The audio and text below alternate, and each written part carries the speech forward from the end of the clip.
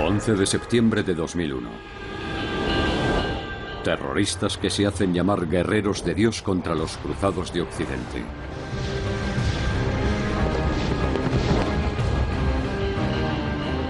Dos religiones que predican la paz, hacen sin embargo la guerra a lo largo de la historia.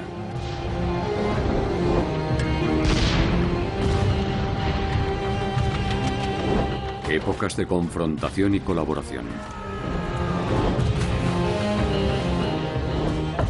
Pueblos y potencias que combaten en nombre de Dios, pero luchan por la supremacía en la tierra.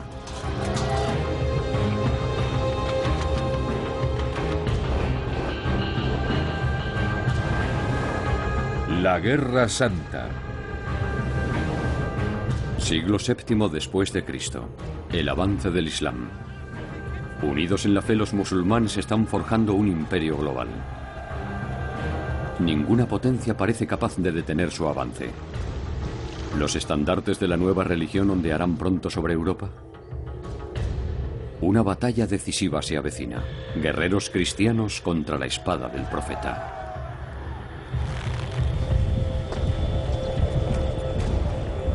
La espada del profeta.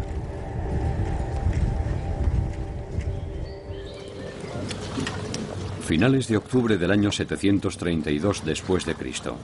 Soldados francos de patrulla a lo largo de la frontera sur del reino de los francos, alertados por la noticia de un avance enemigo.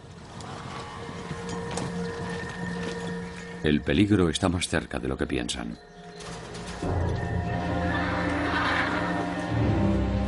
Los bosques cercanos a la ciudad de Tours serán el campo de batalla contra los guerreros del desierto.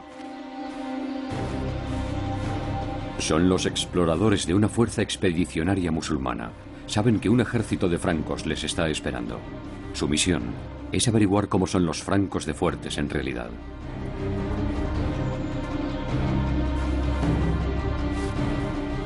Para la patrulla franca, los exploradores enemigos permanecen invisibles.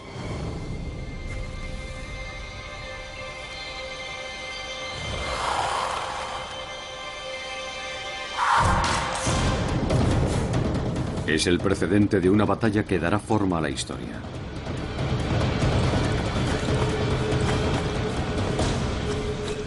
Vámonos de aquí, ya hemos visto bastante. Los exploradores musulmanes han visto suficiente. Los francos han reunido un gran ejército.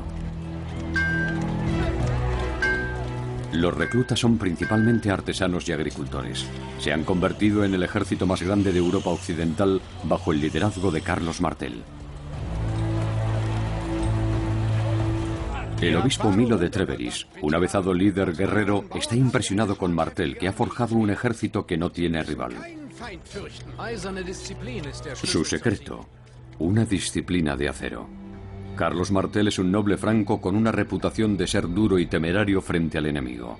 Su apodo, Martel el Martillo.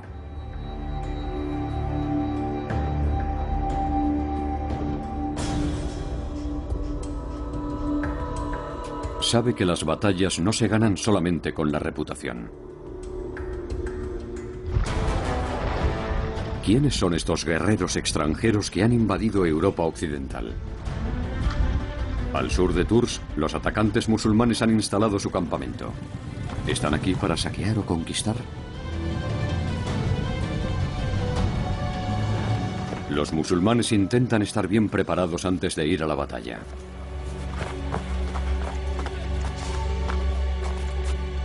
¿Cuántos son? Incontables. No esperaban un ejército tan grande. Los francos parecen estar bien armados y listos para el combate. Hasta el momento, nadie ha sido capaz de detener el avance musulmán. Pero Abderramán está convencido de que los cristianos están subestimando la fuerza de los musulmanes. Se puede presumir que los francos no tenían un conocimiento muy detallado de los invasores. Describían a los musulmanes norteafricanos como sarracenos, un término muy general, o como ismaelitas. También les llaman infieles. Esto era simplemente una forma de decir que no eran cristianos, sino paganos. Sería un error afirmar que los francos o Carlos Martel tenían un conocimiento muy detallado de los invasores.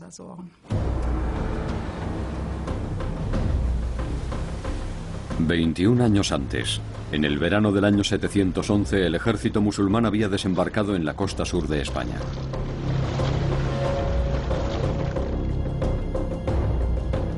Noticias de la invasión extranjera llegaron a la capital del reino ibérico, Toledo. Era gobernado por cristianos. Su rey, Rodrigo, pidió la ayuda de Dios para enfrentarse al peligro del sur.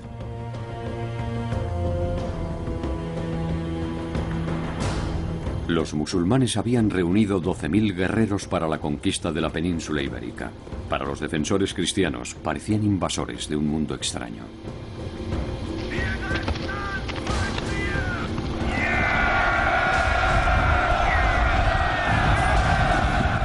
En el río Guadalete, en el sur de Andalucía, los ejércitos se enfrentaron. El dominio cristiano de España llegó a su fin con la muerte de Rodrigo. En el transcurso de 8 años, los musulmanes conquistaron la mayor parte de la península ibérica. Convirtiendo Córdoba en su capital, marcharon a través de los Pirineos. Más tarde, en el año 732, llegan a Tours. En el nombre de Alá. El líder del ejército musulmán es Abderramán, gobernador de Al-Ándalus, la España musulmana.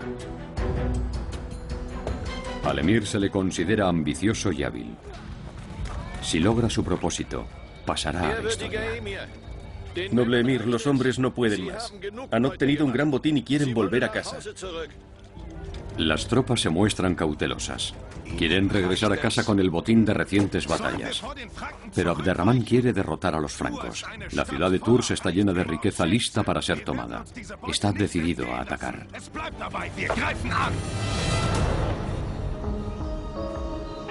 Los musulmanes toman posiciones a las afueras de Tours. Su presencia es una amenaza para uno de los centros espirituales más importantes de la Europa cristiana. Fue San Martín de Tours quien había dado fama a la ciudad. En el año 361 había fundado el primer monasterio cristiano en Occidente. La veneración del santo convirtió a Tours en uno de los lugares de peregrinación más importantes de Europa. Tours jugó un papel religioso esencial en el reino de los francos. La ciudad albergaba la tumba de San Martín, el santo patrón más importante de los francos, y poseía también su manto, una de las reliquias religiosas más importantes del país. Lo que había comenzado con San Martín finalizó un día de Navidad a finales del siglo V. El bautismo del rey Clodoveo I en la catedral de Reims marcó el triunfo de la fe cristiana, que se convirtió en la religión oficial del Estado bajo el gobierno de los francos.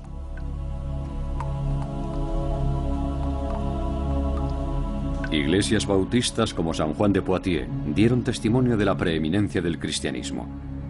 En el año 721, el ataque inminente de un ejército musulmán amenaza el orden cristiano. El obispo Milo lamenta la profanación y el saqueo de los templos. Martel está decidido a poner fin a esta situación. Odón de Aquitania quiere liderar el ataque con sus jinetes. Pero Carlos Martel sabe cómo hacer un mejor uso de ellos. Tengo un plan mejor para vuestros caballeros. Odón es un antiguo adversario de Carlos Martel, pero el peligro musulmán le obliga a formar una alianza con su viejo enemigo. A pesar de la cordial alianza entre Carlos Martel y Odón, su relación fue bastante tensa. Sabemos esto porque Carlos Martel luchó en 2 campañas contra Odón en el año 731. Pero al final fue el peligro común lo que obligó a los dos a luchar contra los musulmanes.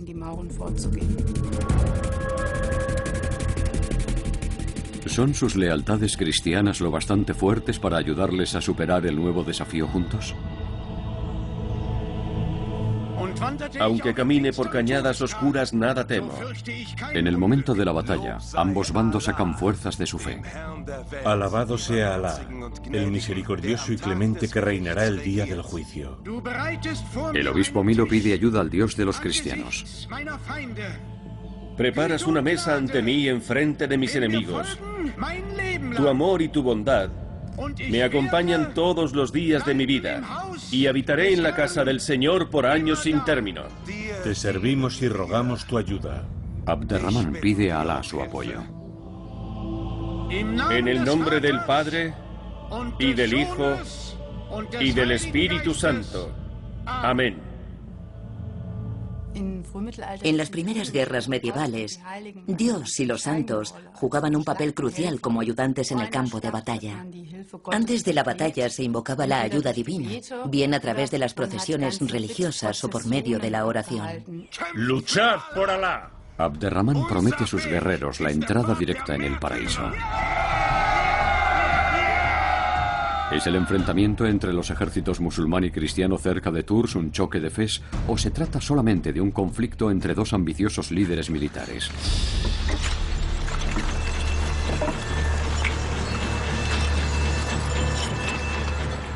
No hay negociaciones. Ganar o morir. Esa es la actitud de ambos bandos al entrar en la refriega en el centro de Francia. Arqueros en posición. Abderramán y Carlos Martel toman posiciones. Poneos en posición. Mantened la posición. Los cristianos depositan su confianza en Dios.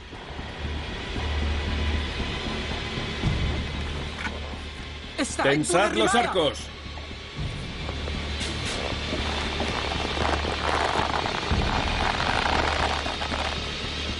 Pero también confían en sus poderosos escudos. ¡Disparad!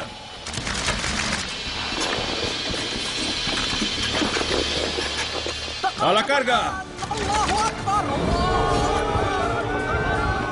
Los musulmanes cargan contra la infantería franca. La fase crucial de la batalla ha comenzado. Se convertirá el 25 de octubre del año 732 en el fatídico punto de inflexión de la cristiandad, como se afirma en la posteridad.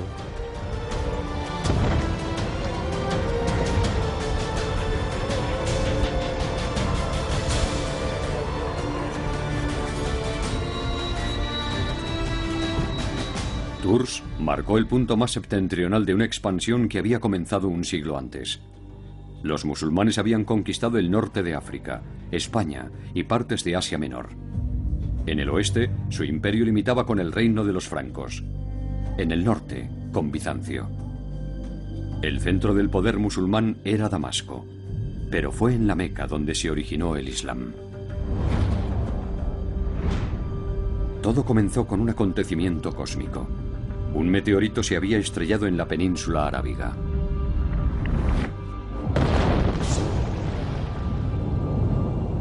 La roca que cayó del cielo se consideró un signo divino. Inspiró la fundación de la Meca de los peregrinos.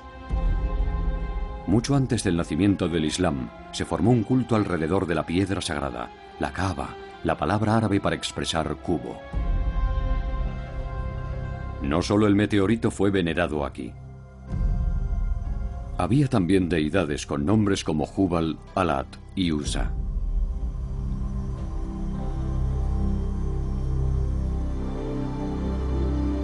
Con el paso de los siglos, la Meca se convirtió en el centro de culto más grande de Arabia.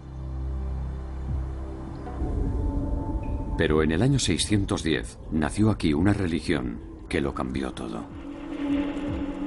Las leyendas musulmanas afirman que los comienzos del Islam estuvieron acompañados por acontecimientos misteriosos. Las historias giran en torno a un hombre llamado Mahoma, cuya búsqueda de la verdadera fe lo llevó a una cueva cerca de la Meca. La purificación y el ayuno fueron algunos de sus rituales en estos pasillos rocosos.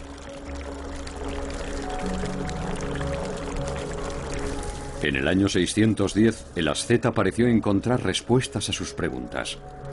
Exactamente cómo el mensaje divino llegó al futuro profeta continúa siendo un misterio. Pero las palabras son claras. Hablan de una yihad, de la lucha por establecer el único Dios verdadero y de un rechazo radical a toda forma de politeísmo.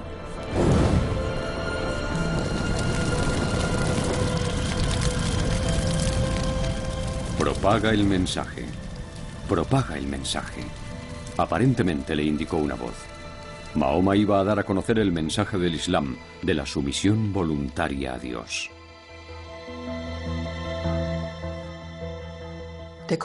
El Corán habla de un espíritu que es difícil de identificar. En la última versión del Corán, los musulmanes identifican este espíritu con el arcángel Gabriel. Según la leyenda, Mahoma estuvo en contacto con seres celestiales durante 2 décadas. No sabía leer ni escribir, así que durante sus encuentros, la palabra de Dios fue escrita en su corazón y depositada sobre su lengua, o así dice la tradición. El profeta transmitió entonces las revelaciones divinas a sus seguidores por medio de la palabra hablada. Incluso en vida de Mahoma, la gente comenzó a escribir sus palabras. Entre ellas figuraban los 5 deberes sagrados que todo musulmán tiene que cumplir: la aceptación del Dios único y verdadero, la oración diaria, las donaciones caritativas, el ayuno y las peregrinaciones a la Meca. Allí fue donde Mahoma comenzó a predicar el mensaje de Alá, provocando fuertes protestas como resultado. La tradición musulmana nos dice que cuando Mahoma empezó a actuar como profeta, ya tenía 40 años. No era joven dentro de los estándares de la época. Era un hombre maduro y bien conocido en su comunidad, así que se puede imaginar la cantidad de asombro, incredulidad e incluso de hostilidad que debió haber en la reacción de sus contemporáneos. Su papel como profeta llegó incluso a molestar a mucha gente. Los llamamientos de Mahoma a la abolición del politeísmo representaron una amenaza económica para el lugar de peregrinación. Junto con sus seguidores, Mahoma fue expulsado de la Meca. La salida de la Meca en el año 622 marca el comienzo de un nuevo calendario para los musulmanes y una interpretación más profunda de la yihad. Mahoma comenzó a propagar el mensaje pacíficamente al principio, mientras estaba todavía en la Meca. Tras el traslado a Medina, se armó frente a los ataques del exterior. Él mismo inició también la violencia. Las caravanas y los centros comerciales de la Meca se convirtieron en el blanco de una yihad armada que se había convertido ahora en sinónimo de la lucha armada por la fe. Mahoma ordenó personalmente los ataques. El hombre de la fe se había convertido en un señor de la guerra. En la primera etapa del Islam se documentaron 48 batallas y el propio profeta tomó parte en la mitad de ellas.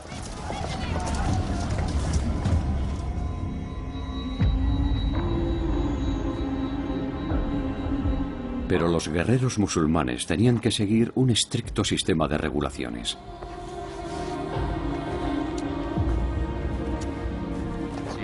Han luchado, no se han sometido, deben morir. No. Algunos guerreros musulmanes quieren matar a cualquier mujer y niño que se haya negado a entregarse. Pero la ley marcial islámica solo les permite venderlos como esclavos. Del botín, 4 de cada 5 partes son para los guerreros. La 5ª parte pertenece a Alá y a su profeta Mahoma, pero también a los huérfanos y a los pobres. Así está escrito. Aquella ley marcial estipulaba todo tipo de cosas, desde la legitimación de la lucha armada hasta regulaciones sobre la manera de poner fin a las batallas y a las guerras, y cómo tratar a los combatientes y a los no combatientes, a las mujeres y a los niños. Después de 8 años de lucha, los partidarios del Islam conquistaron con éxito la Meca. Mahoma no quiso vengarse de sus antiguos perseguidores.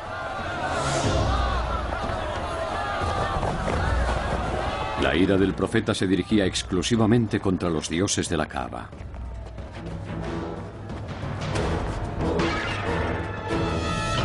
Esta iconoclastia en el sitio sagrado de la Meca era también un acto político.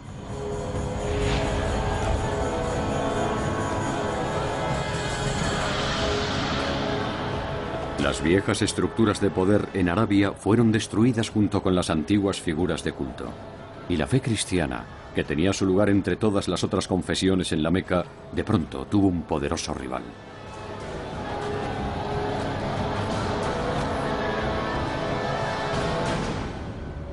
En ningún lugar, El éxito del Islam se hizo más evidente que en el desarrollo de la Meca. Con el paso de los siglos, el centro de culto regional de la Kaaba se convirtió en el lugar de peregrinación más visitado del mundo.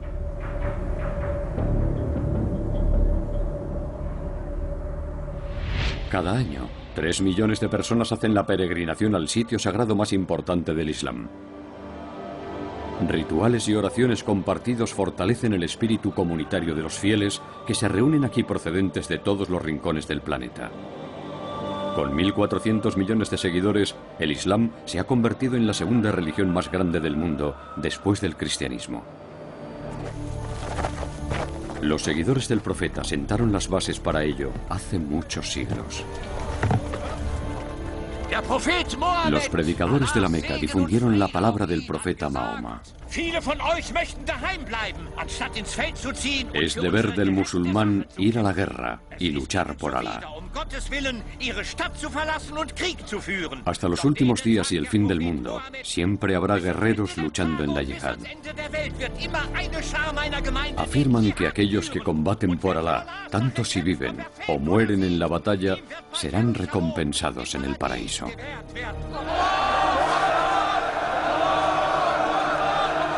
La espada del profeta ya no se utiliza exclusivamente para la defensa, sino también para la propagación del Islam.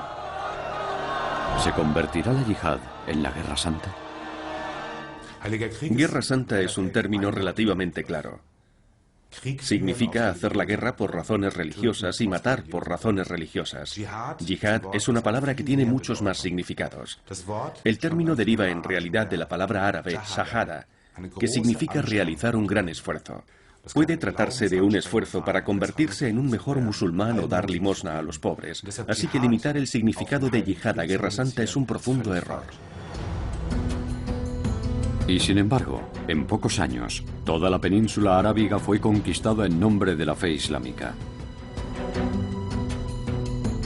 Entonces, los guerreros musulmanes dirigieron su atención hacia los imperios vecinos del norte y el este. En el año 636, los adeptos de la nueva fe llegaron a Damasco. El asedio a la ciudad duró más de un año. Finalmente, se firmó un tratado de rendición con el obispo cristiano de Damasco que dejó claro el modus operandi de los árabes. Las otras conquistas se resolvieron con mayor pragmatismo. Esto se desprende del trato que recibieron los subyugados. Se les discriminó socialmente, pero no se vieron obligados necesariamente a la apostasía, es decir, a renunciar a su propia fe. Muy pronto, el imperio del Islam se extendió hasta la India y Uzbekistán. A lo largo de la ruta de la seda a China, grandiosas mezquitas dan testimonio del apogeo del Islam en Asia Central.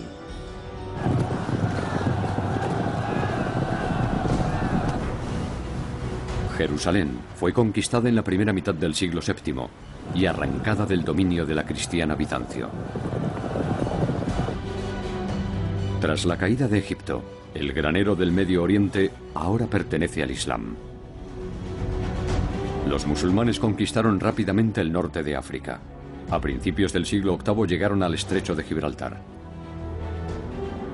La imponente roca constituía la puerta de entrada a Europa occidental para los invasores. A principios del año 711, una flota invasora cruzó el estrecho. Los barcos procedentes del norte de África y sus 12.000 soldados llevaron también consigo sus acémilas y sus corceles a la costa meridional de Europa.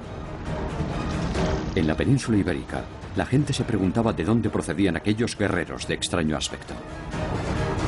No sabemos si han caído del cielo o si proceden de las entrañas de la tierra.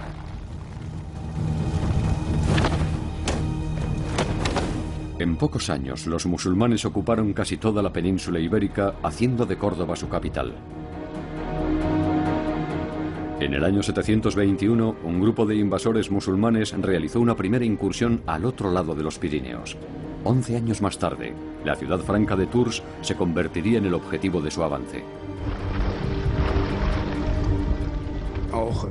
Mahoma permitió que tuviesen lugar aquellas campañas, aquellas incursiones, Luego se fueron incorporando paulatinamente a la tradición islámica.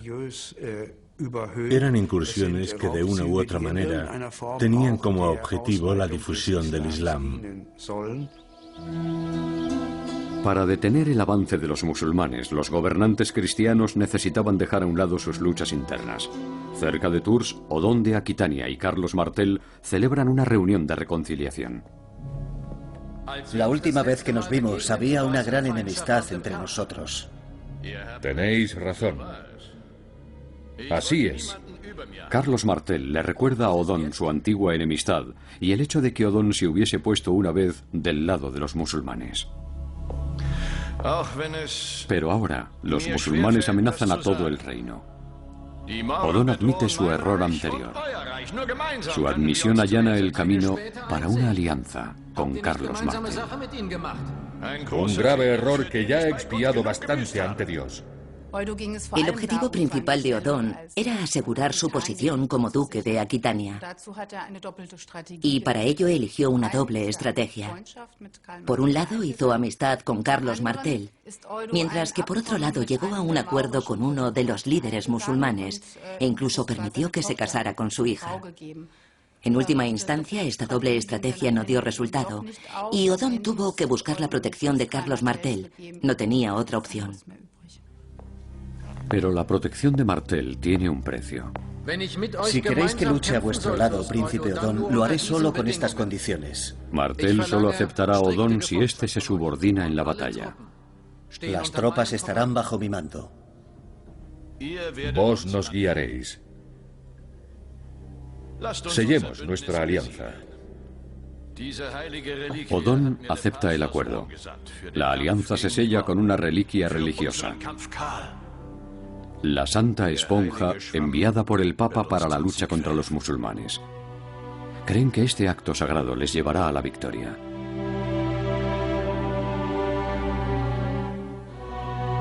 Una custodia en la Catedral de Aquisgrán contiene un fragmento de la Santa Esponja.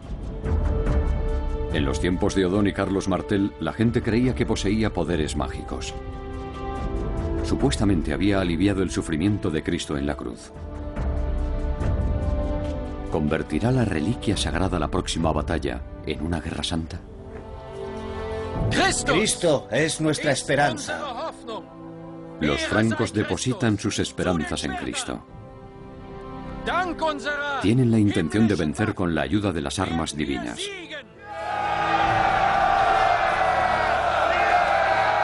La reliquia divina se ha traído para reforzar la determinación de los guerreros cristianos. Pero son los pertrechos, el número de tropas y la disciplina lo que cuenta en el campo de batalla.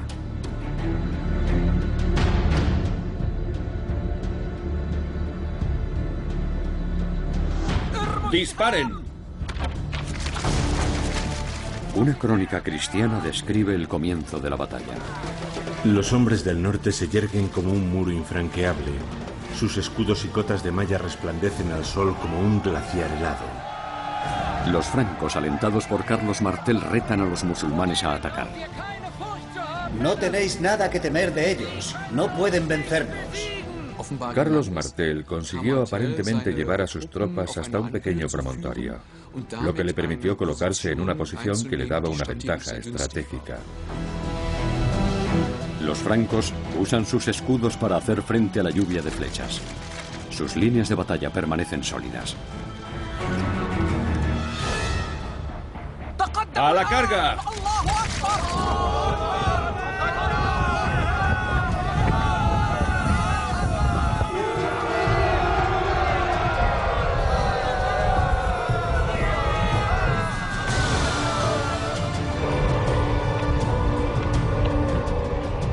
A pesar de los continuos ataques, los musulmanes son incapaces de romper las filas de los francos.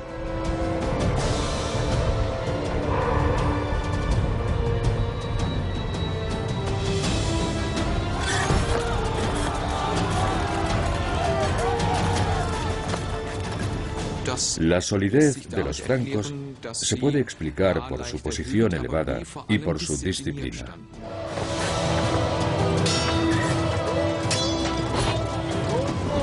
Los Los líderes militares cristianos participan también en la refriega. Príncipe Odón, ahora es cosa vuestra, seguid el plan. Odón recibe la orden de seguir el plan de batalla de Martel. Se trata de una maniobra táctica para inclinar la balanza a favor de los cristianos. ¡Mirad, los jinetes huyen! ¡Hay que perseguirlos! Abderramán decide perseguir a la caballería franca. Pero, ¿qué pretenden exactamente los francos? La inquietud comienza a adueñarse de las tropas árabes. La visión de su líder alejándose a caballo del campo de batalla podría interpretarse como una señal de retirada. Un error de cálculo potencialmente fatal. La disciplina de los francos ha desconcertado a sus oponentes. El segundo factor clave de la batalla fue el ataque al campo musulmán por parte de las tropas de los francos, tras el cual algunas secciones del ejército musulmán abandonaron inmediatamente el campo de batalla y se apresuraron a regresar a su campamento, temiendo perder su botín.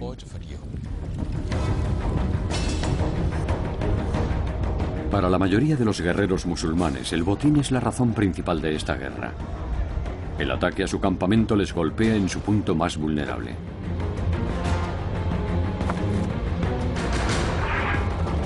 Las crónicas carolingias describen con grandilocuentes palabras la maniobra de los francos. Con gran valentía, el príncipe Carlos Martel llamó a sus guerreros a cargar contra el enemigo. Con la ayuda del Señor, arrasaron con éxito sus tiendas. Como poderosas ruedas de molino, los guerreros aplastaron a sus enemigos hasta convertirlos en polvo. Fue en ese momento cuando los francos rodearon con éxito al líder musulmán y luego lo mataron. Las crónicas cristianas muestran respeto por el enemigo. Afirman que el emir árabe murió como un verdadero guerrero. Herido en el pecho, Abderramán murió.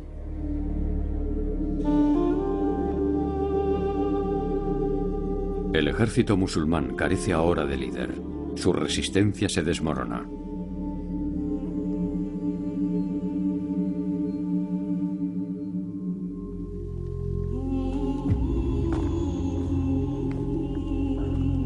La mañana siguiente a la batalla se realiza el recuento de los muertos. Los líderes militares cristianos han sufrido también numerosas bajas. Han luchado con valentía. Los francos sienten respeto por los musulmanes que no han mostrado miedo ante la muerte. Solo Dios sabe su número, obispo Milo. Esta crónica cristiana, escrita 20 años después de la batalla, no menciona el número de tropas o las bajas. Registra simplemente que Carlos Martel lideró una coalición de fuerzas europeas hacia la victoria y que el líder de los musulmanes, Abderramán, resultó muerto en la batalla.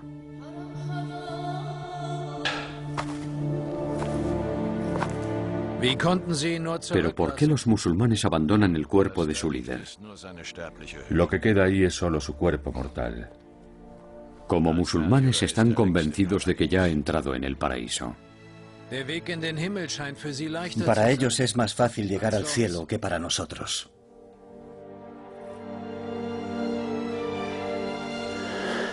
El botín. Los francos han vencido. Creo que eso no lo olvidarán tan pronto. Pero Martel está convencido de que no será la última batalla contra los musulmanes. Os lo garantizo, volverán.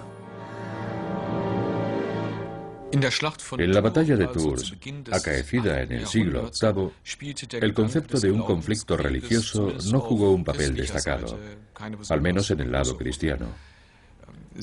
En la parte musulmana, la llamada expansión islámica tenía como objetivo aumentar la cantidad de territorio bajo dominio musulmán. Pero, en última instancia, fue simplemente una cuestión de conquista territorial.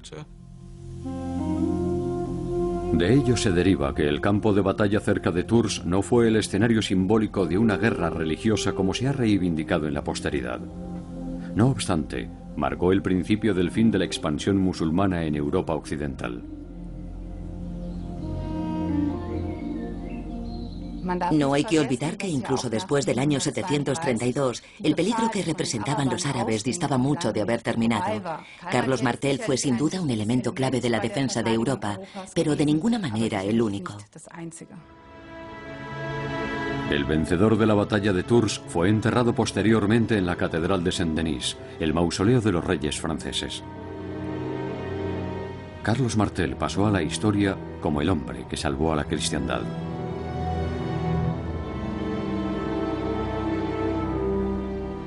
La victoria de Carlos Martel sobre los musulmanes reforzó aún más su reputación como un líder militar de éxito que había combatido y vencido en otras batallas, y no solo contra los musulmanes. En ese sentido, el éxito de Tours sin duda contribuyó al ascenso de la dinastía de Martel, los carolingios. Un hombre en particular se beneficiaría: Carlomagno, el nieto del vencedor de Tours. A finales del siglo VIII, el rey de los francos quiere extender su reino hacia el este, el territorio de los sajones paganos, y utiliza todo su poderío militar para convertirlos al cristianismo.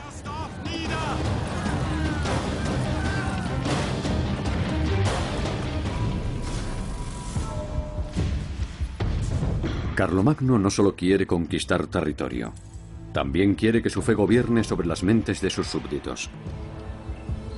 Los sajones, que todavía adoran a los dioses germánicos de la naturaleza, han de ser bautizados, por la fuerza, si es preciso.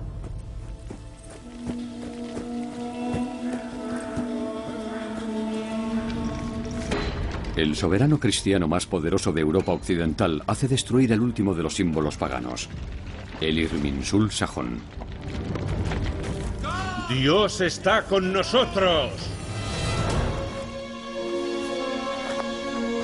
Un dios, un rey, una fe, un imperio. Esta es la visión de Carlomagno de la Europa cristiana bajo su dominio. Y es aquí donde se forja, en Aquisgrán. Transforma su ciudad favorita en una magnífica residencia real y la convierte en un centro de enseñanza y aprendizaje.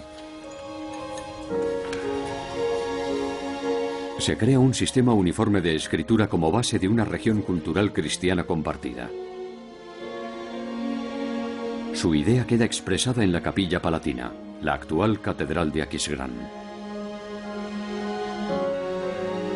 La arquitectura simboliza el concepto de su gobierno. La iglesia y el salón del trono se combinan. La fe y el poder están unidos. Una fórmula que va a caracterizar a la Europa cristiana durante los siglos venideros. Alrededor del año 800, Carlomagno se traslada a Roma. Quiere asociar su figura a la de los legendarios emperadores romanos, que gobernaron un imperio mundial desde esta misma ciudad. El día de Navidad del año 800, 68 años después de la batalla de Tours, el nieto de Carlos Martel es coronado emperador de Roma por el Papa. Se convierte al mismo tiempo en el protector de la cristiandad occidental, un título que convertirá a Carlomagno y a sus herederos en los enemigos directos de los gobernantes del mundo musulmán.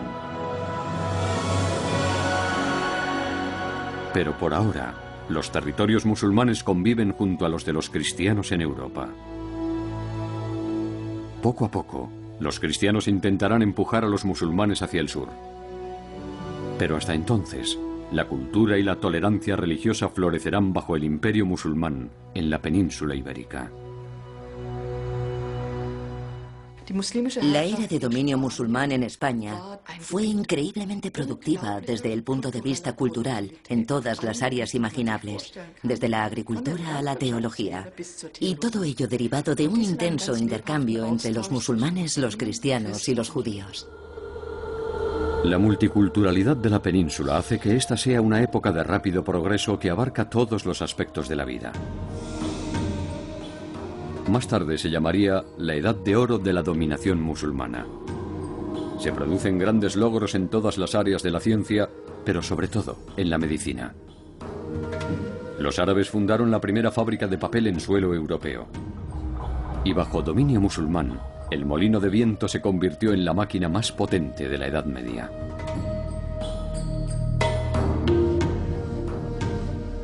España se convierte en el centro para la transferencia de conocimientos entre Oriente y Occidente. El mundo cristiano cosecha los beneficios.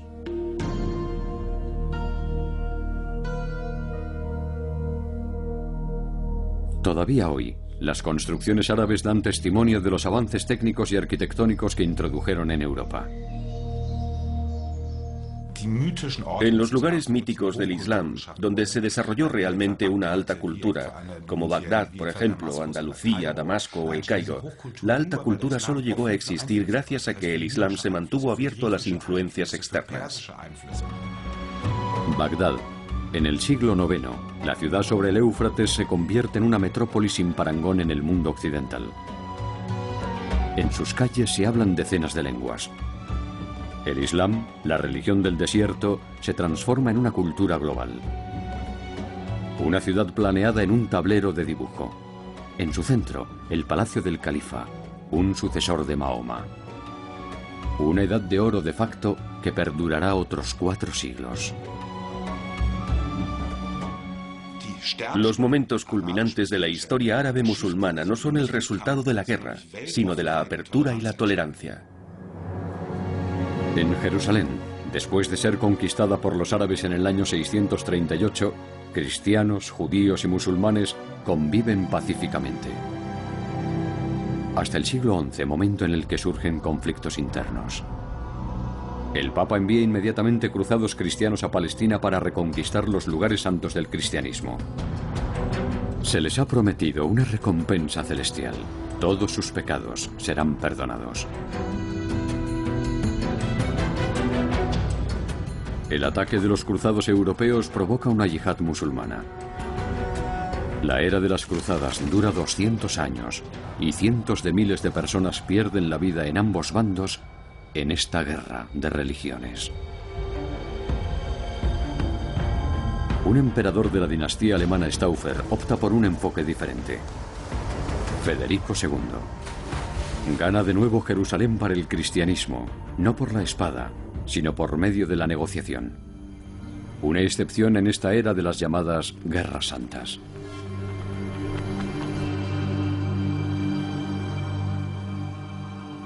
A mediados del siglo XV, el Imperio Otomano comienza a expandirse.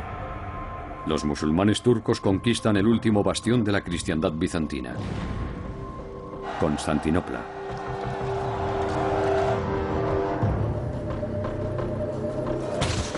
Desde el Bósforo comienza una marcha a través de Europa que lleva a los turcos hasta las puertas de Viena.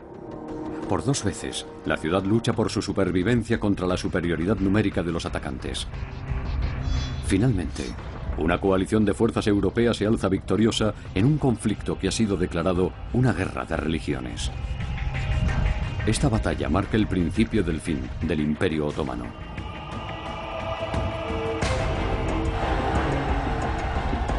A principios del siglo XX, las potencias coloniales occidentales controlan grandes partes del mundo musulmán, a excepción de los alemanes, cuyo Kaiser se ha declarado amigo de los musulmanes. Junto a los gobernantes islámicos quiere entablar una guerra santa contra los británicos y los franceses. Pero una rebelión en nombre de Alá contra los señores coloniales está llena de riesgos y peligros.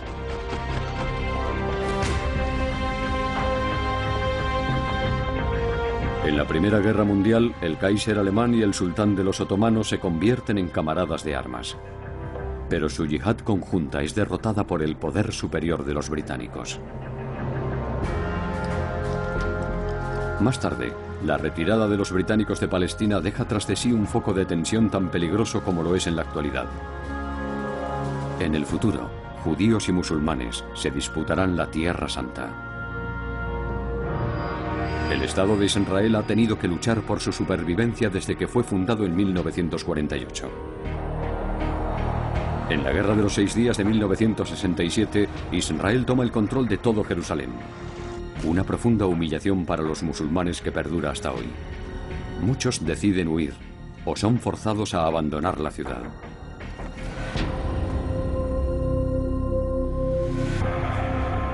Para muchos, la conquista de la Tierra Santa legitima una nueva yihad. Este concepto da lugar a nuevas ideas radicales, que convierten a un joven Osama Bin Laden en un militante islámico.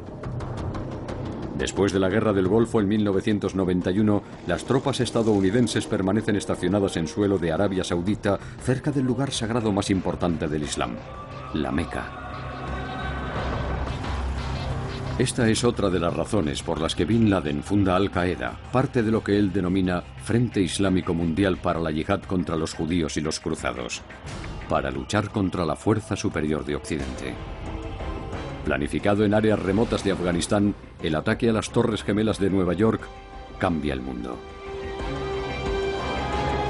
Sin embargo, en opinión de la mayoría de los musulmanes, la autodenominada Guerra Santa iniciada por Al-Qaeda no es más que un acto criminal de terror.